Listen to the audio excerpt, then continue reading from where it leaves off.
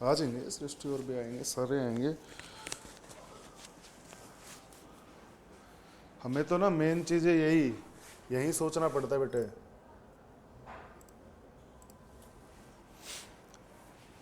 और पता है देखो, बहुत ही स्टैंडर्ड बहाना है बेटा ये वाला।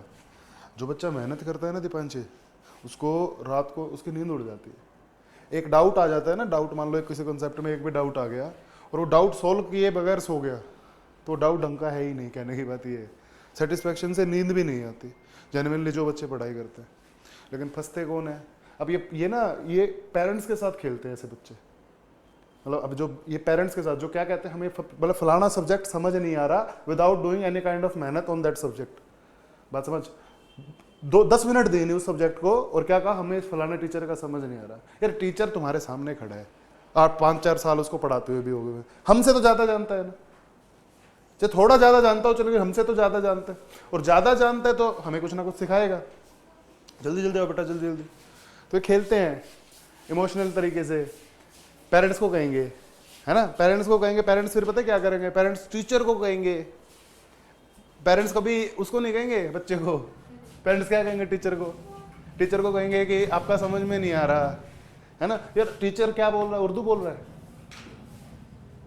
है?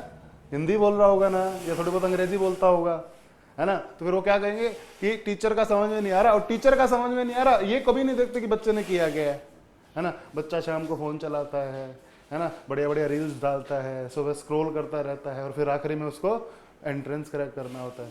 फिर एंट्रेंस में टीचर का समझ नहीं आता, फिर वो जाते बड़ी बड़ी जगह पे, है ना, बड़ी बड़ी जगह पे पढ़ाई करने जाते हैं बच्चे। फिर बड़ी बड़ी जगह पे भी जाके ऐसा हो जाता है, बड़ी बड़ी जगह पे भी बड़े बड़े टीचरों को भी समझाना नहीं आता। उनका बच्चा परिपक्व है लेकिन समझाना किसको नहीं आता? टीचर को। आएगा समझ में? तो ऐसे बच्चों से दूर रहो। हमें कोई कॉन्सेप्ट समझ में नहीं आया, उस कॉन्सेप्ट ने हमारा दिमाग खराब कर रखा है, और सीखे बिना हम उसका पीछा छोड़ेंगे नहीं, हमसे छूटेगा ही नहीं, है ना। एक जेन्युइन बच्चा वही होता है दीपांशी। कोई डाउट आ गया ना, या तो टीचर से क्लियर करेगा, टीचर से क्लियर नहीं होता, मान लो किसी भी रीजन से एक्सवाइजेड टीचर नहीं मिल पाता उसको उस टाइम पे, तो नेट पे देखेगा, और है ना। और कुछ कुछ कॉन्सेप्ट तो ऐसे मान लो 2 महीने बाद समझ में आया, अरे हाँ ये सही कॉन्सेप्ट था, है ना। और बच्चे आजकल के पेरेंट्स को इमोशनल फूल बनाते हैं, है ना। फिर पेरेंट्स उनके लाड प्रेम के चक्कर में भाई साहब टीचर के साथ थोड़ा सा और तरीके से बात कर लेते हैं। अभी मैं मान लो कोई संस्था चला रहा हूँ, मैं किसी टीचर को कहूँगा कि आपका इनको समझ में नहीं आ रहा, है ना।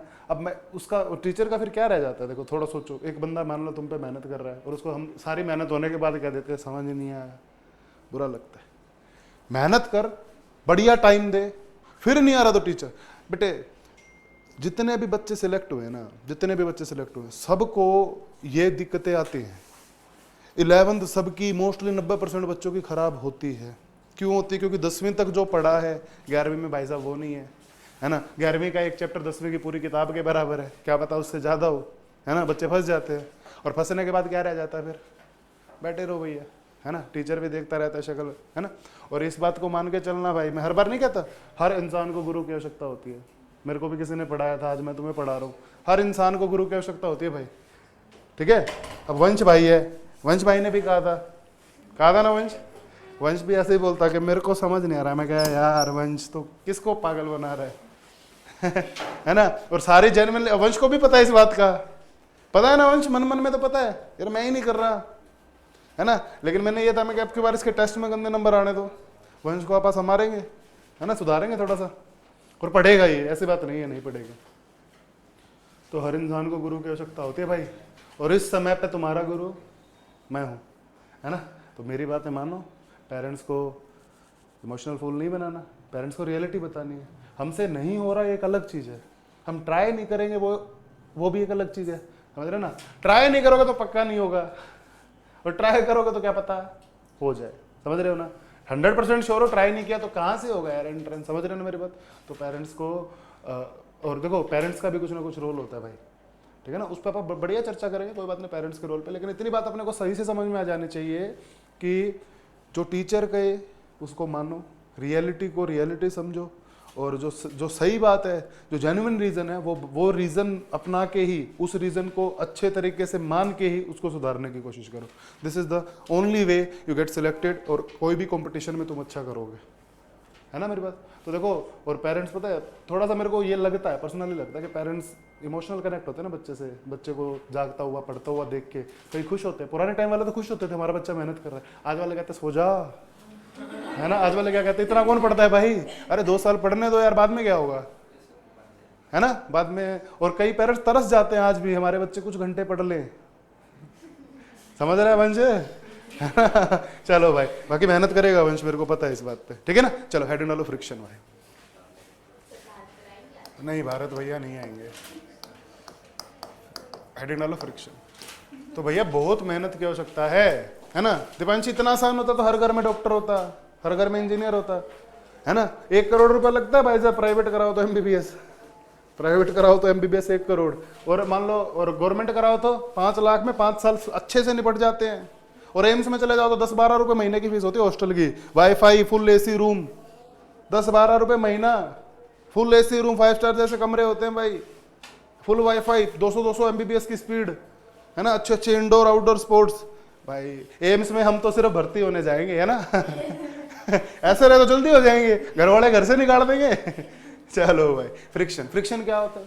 Friction is a force, opposing force होता है सब फ्रिक्शन, जो क्या करता है, जो रिलेटिव मोशन को रोकता है। रिलेटिव मोशन को रोकने का मतलब, जैसे थोड़ा सा समझो चीजों को, अब अपने हाथ को जोड़ के देखो और इस हाथ को ना नीचे की तरफ पुश करो, एक हैंड को, आपके दूसरे हाथ पे देखो क्या असर हो रहा है, क्या ये ऊपर की तरफ पुश हो रहा है? क्या फोर्स था जिसने इसको ऊपर की तरफ पुश किया? किन्हीं भी 2 सरफेस जो कांटेक्ट में आए हुए हैं उनके बीच में अगर रिलेटिव मोशन होगा, देखो मोस्टली स्टैंडर्ड चीजें तो ऐसे होती है भाई, मान लेते हैं जैसे ये हमारे पास मान लो अर्थ का सरफेस है, कैसा सरफेस है भाई, अर्थ का कैसा सरफेस है, अर्थ के ऊपर एक ब्लॉक रख दिया। अगर मैं इस ब्लॉक को इस तरफ पुल करूंगा, मान लो by applying some force F, मैंने कोई फोर्स अप्लाई किया F और मैंने इसको इस तरफ क्या किया, पुल किया, तो अर्थ और जो ब्लॉक है इसके कॉन्टैक्ट की वजह से, this is the contact point ना, these are the contact points, इन कॉन्टैक्ट पॉइंट की वजह से एक फोर्स पैदा होगा जो कि पीछे की तरफ होगा, और उस फोर्स को फ्रिक्शन बोलते हैं। तो what is friction? Friction is a self opposing force, friction is a opposing force which oppose the relative motion between the surfaces. बात समझ में आई ना? सरफेसेस के बीच के अपोजिट मोशंस को क्या कर रहा हो साहब, अपोज कर रहा हो।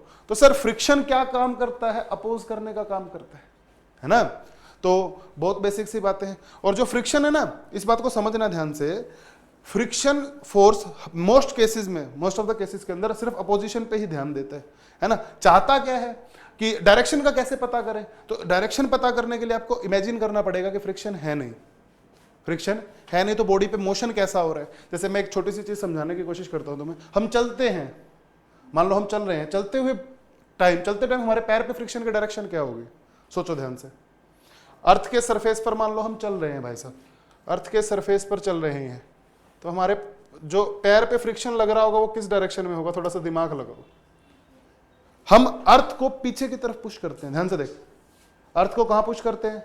पीछे की तरफ। अगर फ्रिक्शन नहीं होता ना तो मेरा पैर आगे ही नहीं बढ़ता भाई, समझ रहे हो? मैं इधर वो माइकल जैक्सन वाले मून वॉक कर रहा होता, पैर आगे रखा मैंने, अब पीछे की तरफ पुश कर रहा हूं भाई साहब, लेकिन वो आगे हम बढ़ नहीं पाते क्योंकि फ्रिक्शन।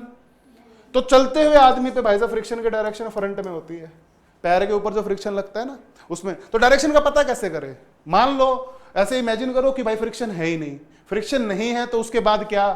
फ्रिक्शन नहीं है तो उसके बाद किस तरीके से मोशन होगा, और उस मोशन को अपोज करने के लिए, अभी मान लो फ्रिक्शन नहीं होता तो मेरा पैर पीछे चला जाता, फ्रिक्शन नहीं होता तो मेरा पैर कहां चला जाता भाई?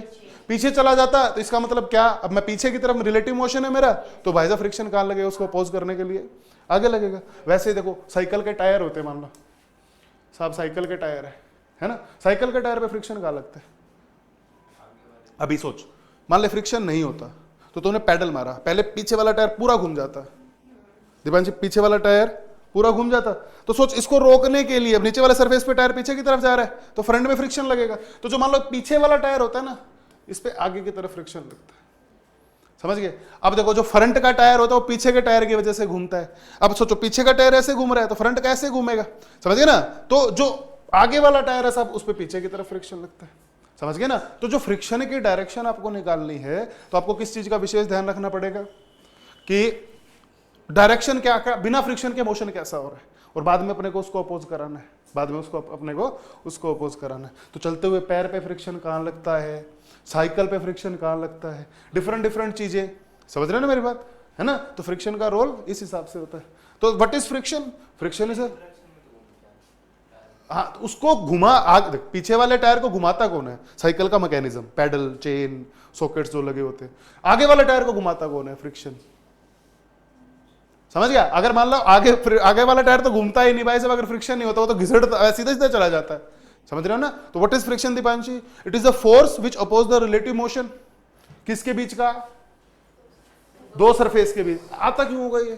क्यों आता होगा? तो इसके दो व्यू हैं, फ्रिक्शन के आने के दो व्यू हैं दीपांशी। पहले के पता लोग क्या सोचते थे? पहले सोचते थे जो सरफेस होता है ना वो खुरदरा होता है। कैसा होता है? खुरदरा। एक सरफेस खुरदरा होता है और दूसरा सरफेस वो भी खुरदरा ही होगा, ऑब्वियस सी बात है, दो सरफेस है। तो पुराने लोग जो ओल्ड व्यू था वो सोचते थे ये जो खुरदरा है ना आपस में इंटरलॉक हो जाता है। आपस में क्या हो जाता है? तो भाई फ्रिक्शन आ गया। अब तुम जोर लगाओगे तो टूट जाता होगा, इससे ज्यादा तो कुछ नहीं। लेकिन जो रियलिटी वो कुछ और है। रियलिटी क्या है? खुरदरा तो होता है सर, तो कुछ स्पाइक छोटी होती होंगी, कुछ बड़ी होती होंगी, है ना। और ये जो बड़ी बड़ी स्पाइक्स हैं यही आपस में क्या वेल्ड हो जाती होंगी। छोटी तो कहां इंटरलॉक होती होंगी? सोच के देख, इतना स्पेस ही नहीं होगा, स्पेस ज्यादा होगा ना। समझ रहे हो? ये क्या सोचते थे? आपस में घुस जाते ऐसे।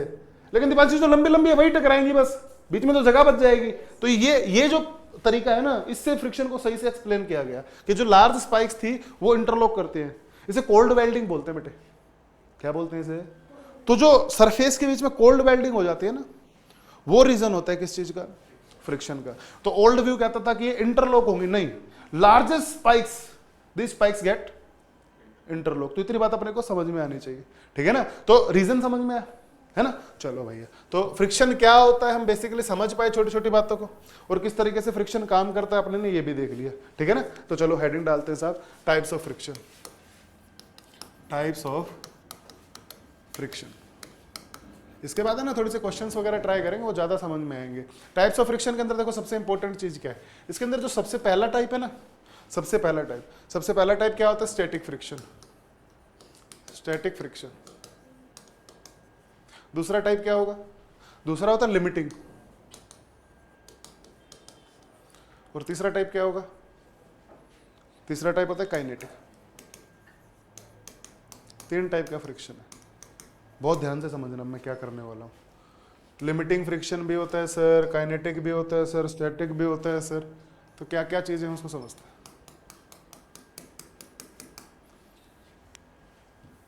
बहुत ध्यान से समझ। दीपांशी मान लो एक भारी सी चीज मैंने यहां रखी हुई है ना। इस पर मैंने एक फोर्स लगाना शुरू किया, एफ। ये एफ धीरे धीरे बढ़ रहा है, धीरे धीरे ये एफ। सबसे पहले मैंने इस पे थोड़ा सा फोर्स लगाया, क्या ये चलेगा? भारी सी चीज है, नहीं चलना चाहिए। फिर मेरा एफ बढ़ा, और बड़ा किया, और बड़ा किया, सब। इधर एक फ्रिक्शन लग रहा है ना, फ्रिक्शन एफ पीछे की तरफ लग रहा हूं क्योंकि मैं इसको उस तरफ खींच रहा हूं। फ्रिक्शन एफ पीछे की तरफ लग रहा हूं। मैं इसको धीरे धीरे अगर मैं फोर्स को बढ़ाऊंगा तो एक स्टेज ऐसी आएगी जब ये जस्ट चलने वाला होगा। 3 स्टेजेस हैं। एक स्टेज पे भाई साहब चल ही नहीं रहा, एक पे फोर्स बढ़ाने पर, ये फोर्स कौन सा है? जो मैंने अप्लाई किया है, जो मैं अप्लाइड कर रहा हूं ना, अप्लाइड फोर्स बोलते हैं जिसको। अप्लाइड फोर्स समय के साथ साथ बढ़ा रहा हूं सर। तो एक सिचुएशन ऐसी आई हुई है जिसमें ये रुका हुआ है, फिर ये धीरे धीरे मैंने फोर्स बढ़ाया तो ऐसा है जब वो चलने वाला है, और एक फाइनल सिचुएशन ऐसी आएगी जब ये चल जाए। समझ में है ना मेरी बात? तो जो स्टैटिक फ्रिक्शन आता है ना सर, स्टैटिक फ्रिक्शन वो फ्रिक्शन होता है जो जब बॉडी चल नहीं रही होती, रुकी होती है, उस मोमेंट पे जो पीछे का चल नहीं रही तो नेट फोर्स 0, पीछे का फोर्स और आगे का फोर्स क्या होगा? तो जब जब स्टैटिक फ्रिक्शन की बात होती है ना, तो अप्लाइड फोर्स के बराबर आ जाता है स्टैटिक फ्रिक्शन, क्योंकि बॉडी चल नहीं रही। समझ रहे हो? बॉडी पे इतनी कैपेसिटी है, लेकिन हम अप्लाइड फोर्स को लगातार बढ़ाते जा रहे हैं। एक सिचुएशन ऐसी आती है जिसमें जो जस्ट चलने वाला होता है, जब वो फ्रिक्शन आएगा, just about to move, body just about to move. क्या समझे? लिमिटिंग फ्रिक्शन कब आता है सर? जब बॉडी जस्ट मूव करने वाली होती है। और स्टैटिक फ्रिक्शन कब आता है? जब बॉडी मूव कर रही होती है। तो मैं ये बात कह सकता हूं ना, static friction increase its value up to limiting friction, क्योंकि अप्लाइड फोर्स बढ़ा रहा हूं फिर भी बॉडी नहीं चल रही, तो भाई साहब वो स्टैटिक फ्रिक्शन भी बढ़ रहा होगा। समझ में दीपांशी बात मेरी? एक समय ऐसा आया उसकी बढ़ने की हद आ चुकी है तो लिमिटिंग फ्रिक्शन हो गया होगा, फिर वो बॉडी ही चलने लगी, जो फ्रिक्शन आ रहा होगा वो क्या आ रहा होगा? काइनेटिक। तो जो इसका ग्राफ आता है ना भाई साहब, ध्यान से समझना, जो इसका ग्राफ आता है वो इस प्रकार का आता है। This is friction, this is applied force, ठीक है ना। This is friction, this is, तो यहां से यहां तक स्टैटिक फ्रिक्शन होता है। ये जो पार्ट है ना सबसे ऊपर वाला, इसे लिमिटिंग फ्रिक्शन बोलते हैं, क्योंकि लिमिटिंग में वैल्यू फ्रिक्शन की सबसे ज्यादा होती है। और जो आगे का जिराफ बच गया ये वाला, इसको बोलते हैं साहब काइनेटिक। कैसा बोलते हैं? काइनेटिक। क्या बात समझ में आ रही है? लिमिटिंग, स्टैटिक, काइनेटिक तीनों बात समझ में। कौन सा फ्रिक्शन कब अराइज होता है दीपांशी पता लग गया, है ना। और मैं कह सकता हूं ना friction is self adjusting, because friction adjust its value. कौन सा फ्रिक्शन एडजस्ट कर रहा है? Static. Static friction adjust its value, किस रीजन से? क्योंकि अप्लाइड फोर्स और वो बढ़ता जा रहा है ना सर, एक समय के बाद चलना शुरू करेगा, जब तक तो फोर्स लगाते रहो बॉडी नहीं चलेगी। आई क्या बात समझ में? तो ये जो चीज है ना, ये टाइप्स ऑफ फ्रिक्शन के अंदर आती है। आई ना बात समझ में?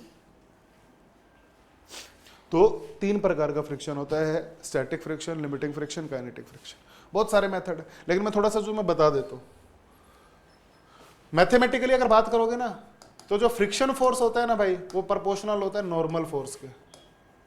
नॉर्मल कौन सा सर? कांटेक्ट का नॉर्मल फोर्स होता है।